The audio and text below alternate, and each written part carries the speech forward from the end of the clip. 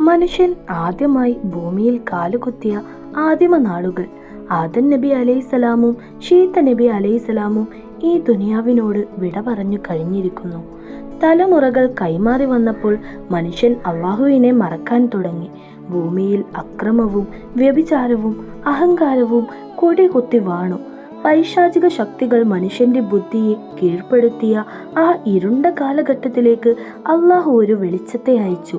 അദ്ദേഹം ജനങ്ങളിലേക്ക് നടന്നു വരുമ്പോൾ ആളുകൾ അത്ഭുതത്തോടെ നോക്കി നിൽക്കുമായിരുന്നു. കാരണം അതുവരെ ഭൂമിയിലുള്ളവർ കണ്ടിട്ടില്ലാത്ത ഒരു വസ്ത്രമായിരുന്നു അദ്ദേഹം ധരിച്ചിരുന്നത്. മൃഗങ്ങളുടെ തോലല്ല, മറിച്ച് നൂലുകൾ കോർത്ത് മനോഹരമായി തുന്നിയെടുത്ത വസ്ത്രം. കയ്യിലൊരു പേനയുമേന്തി ആകാശത്തെ നക്ഷത്രങ്ങളെ നോക്കി പ്രപഞ്ചനാഥന്റെ രഹസ്യങ്ങൾ വായിച്ചെടുത്ത ആ മനുഷ്യൻ, അദ്ദേഹമാണ് ഇദ്രീസ് അലൈഹിസ്സലാം. ഇന്ന് നമ്മൾ പറയാൻ പോകുന്നത് കേവലം ഒരു ചരിത്രമല്ല, നിങ്ങളുടെ ഹൃദയത്തിന്റെ താളം തെറ്റിക്കുന്ന ദുനിയാവിനോടുള്ള നിങ്ങളുടെ മോഹം കരിച്ചു കളയുന്ന ഒരു പ്രവാചകന്റെ വിസ്മയകരമായ ജീവിത കഥയാണ്. നമുക്ക് കഥയിലേക്ക് കടക്കാം. ഇദ്രീസ് നബി അലൈഹിസ്സലാമിന്റെ യഥാർത്ഥ പേര് അഖ്നൂഖ് എന്നായിരുന്നു. പക്ഷേ അള്ളാഹുവിന്റെ വേദഗ്രന്ഥങ്ങൾ രാത്രിയിലും പകലിലും അദ്ദേഹം ദർസ് നടത്തുന്നത് കൊണ്ട്, അതായത് പഠിപ്പിക്കുന്നത് കൊണ്ട് ചരിത്രം അദ്ദേഹത്തെ ഇദ്രീസ് എന്ന് വിളിച്ചു. പ്രിയപ്പെട്ടവരെ, നമ്മൾ ഇന്നുപയോഗിക്കുന്ന ഈ പേനയുണ്ടല്ലോ, ചരിത്രത്തിൽ ആദ്യമായി ഒരു പേനയെടുത്ത് അക്ഷരങ്ങൾ കുറിച്ചത് ഇദ്രീസ് നബി അലൈഹിസ്സലാം ആയിരുന്നു. വസ്ത്രങ്ങൾ തുന്നാൻ മനുഷ്യനെ പഠിപ്പിച്ചതും അദ്ദേഹമാണ്. വിസ്മയകരമായ കാര്യം എന്തെന്നറിയാമോ? അദ്ദേഹം വസ്ത്രം തുന്നാനായി സൂചി താഴേക്കിറക്കുമ്പോഴെല്ലാം സുബ്ഹാനല്ലാ എന്ന് പറയുമായിരുന്നു. സൂചി മുകളിലേക്ക് ഉയർത്തുമ്പോൾ അൽഹംദുലില്ലാ എന്നും പറയും. ഓരോ തുന്നലിലും അള്ളാഹുവിനെ സ്തുതിച്ച പ്രവാചകൻ. അദ്ദേഹം ജനങ്ങളോട് പറഞ്ഞു, ജനങ്ങളെ, ഈ ദുനിയാവിനെ നിങ്ങൾ സ്നേഹിക്കരുത്. ദുനിയാവിനോടുള്ള അമിതമോഹം നിങ്ങളുടെ നാശമാണ്. അറിവ് നേടുക, അത് നിങ്ങളുടെ ആത്മാവിനെ ശുദ്ധീകരിക്കും. പക്ഷേ തിന്മയിൽ മുഴുകിയ കാബീലിന്റെ പരമ്പര അദ്ദേഹത്തെ പരിഹസിച്ചു. അവർ അക്രമം തുടർന്നു. ഒടുവിൽ അള്ളാഹുവിന്റെ കൽപ്പന പ്രകാരം ചരിത്രത്തിൽ ആദ്യമായി തിന്മയ്ക്കെതിരെ വാളേന്തി ജിഹാദ് നയിച്ചതും ഇദ്രീസ് നബി അലൈഹിസ്സലാം ആയിരുന്നു. ഇവിടെയാണ് ഈ ചരിത്രം നമ്മെ ഞെട്ടിക്കുന്നത്. ഇദ്രീസ് നബി അലൈഹിസ്സലാമിന്റെ ആരാധനകൾ എത്രത്തോളമായിരുന്നു എന്ന് ഭാവനയിൽ കാണാൻ പോലും നമുക്ക് കഴിയില്ല. ഭൂമിയിലുള്ള മുഴുവൻ മനുഷ്യരുടെയും നന്മകൾ ഒരുമിച്ച് കൂട്ടിയാൽ എത്രയുണ്ടാകുമോ അത്രയും നന്മകൾ ഓരോ ദിവസവും ഇദ്രീസ് നബി അലൈഹിസ്സലാമിൻ്റേത് മാത്രമായി ആകാശത്തേക്ക് ഉയരുമായിരുന്നു. ഇത് കണ്ട് ആകാശത്തെ മലക്കുകൾ അത്ഭുതപ്പെട്ടു.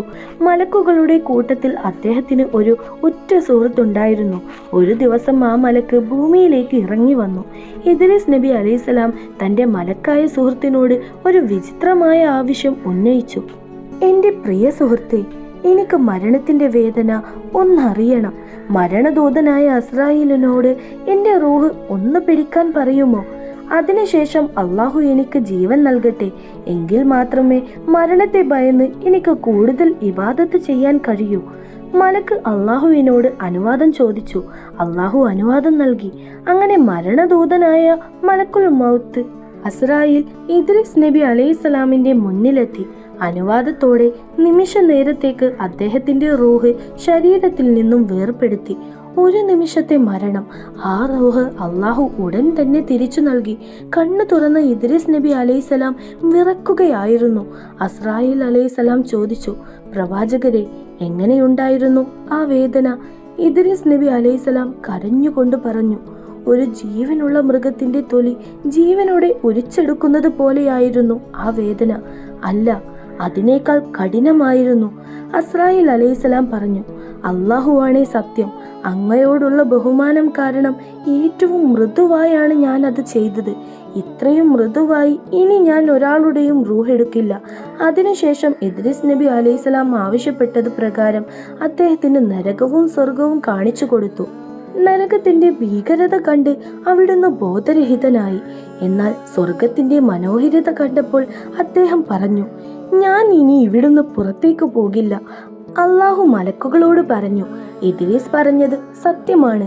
അദ്ദേഹം മരണത്തിന്റെ വേദന അറിഞ്ഞു കഴിഞ്ഞു, നരകം കണ്ടു കഴിഞ്ഞു. ഇനി അദ്ദേഹം സ്വർഗത്തിൽ കഴിയട്ടെ. അങ്ങനെ അള്ളാഹു അദ്ദേഹത്തെ സശരീരനായി 4-ാം ആകാശത്തേക്ക് ഉയർത്തി. അവിടെ വെച്ചാണ് പിന്നീട് അദ്ദേഹത്തിന്റെ വഫാത്ത് പൂർണ്ണമാകുന്നത്. മഹാനായ മുഹമ്മദ് മുസ്തഫ സല്ലല്ലാഹു അലൈഹി വസല്ലമ മിഅ്റാജ് രാവിൽ ആകാശങ്ങളിലേക്ക് ഉയർന്നപ്പോൾ 4-ാം ആകാശത്ത് വെച്ച് ഇദ്രീസ് നബി അലൈഹിസ്സലാമിനെ പുഞ്ചിരിയോടെ കണ്ടുമുട്ടുന്നത് ഈ ചരിത്രത്തിന്റെ ബാക്കിയാണ്. പ്രിയപ്പെട്ട സഹോദരങ്ങളെ, ഇദ്രീസ് നബി അലൈഹിസ്സലാമിന്റെ ഈ വഫാത്തിന്റെ കഥയിൽ നിന്ന് നമ്മൾ എന്താണ് പഠിക്കേണ്ടത്? ഒരു പ്രവാചകന് പോലും താങ്ങാൻ കഴിയാത്തതായിരുന്നു മരണത്തിന്റെ വേദനയെങ്കിലും പാപങ്ങളുടെ വലിയൊരു ഭാരവും ചുമന്ന് ജീവിക്കുന്ന എന്റെയും നിങ്ങളുടെയും അവസ്ഥ എന്തായിരിക്കും? ചിന്തിച്ചിട്ടുണ്ടോ? നമുക്ക് പഠിക്കാനുള്ള ഒന്നാമത്തെ പാഠം, സമയം വിലപ്പെട്ടതാണ്. ഇദ്രീസ് നബി അലൈഹിസ്സലാം ഒരു സൂചി താഴേക്കിറക്കുമ്പോൾ പോലും അള്ളാഹുവെ ഓർത്തെങ്കിൽ മണിക്കൂറുകളോളം മൊബൈൽ സ്ക്രീനിൽ നോക്കി നന്മയേത് തിന്മയേത് എന്നറിയാതെ ജീവിക്കുന്ന നമ്മൾ എത്ര തവണ അള്ളാഹുവെ ഓർത്തു?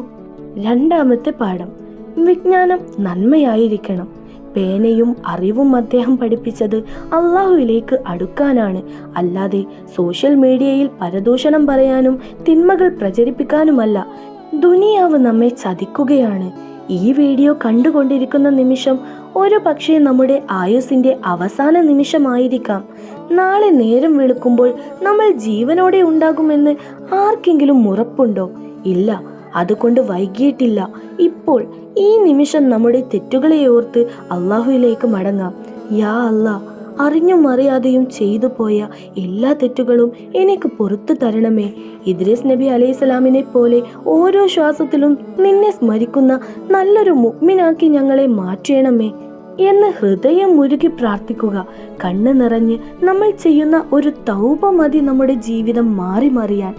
ഇസ്ലാമിക ചരിത്രത്തിലെ ഈ വലിയ സത്യങ്ങൾ ഒരുപാട് ആളുകളിലേക്ക് എത്തിക്കുക എന്ന വലിയൊരു ദൗത്യത്തിലാണ് നമ്മൾ. ഈ ചരിത്രം നിങ്ങളുടെ ഹൃദയത്തെ സ്പർശിച്ചുവെങ്കിൽ അള്ളാഹുവിലേക്ക് മടങ്ങാൻ ഇത് നിങ്ങൾക്കൊരു കാരണമായെങ്കിൽ ദയവായി ഈ ചാനൽ ഇപ്പോൾ തന്നെ സബ്സ്ക്രൈബ് ചെയ്യുക. അടുത്ത വീഡിയോയുമായി നമുക്ക് വീണ്ടും കാണാം.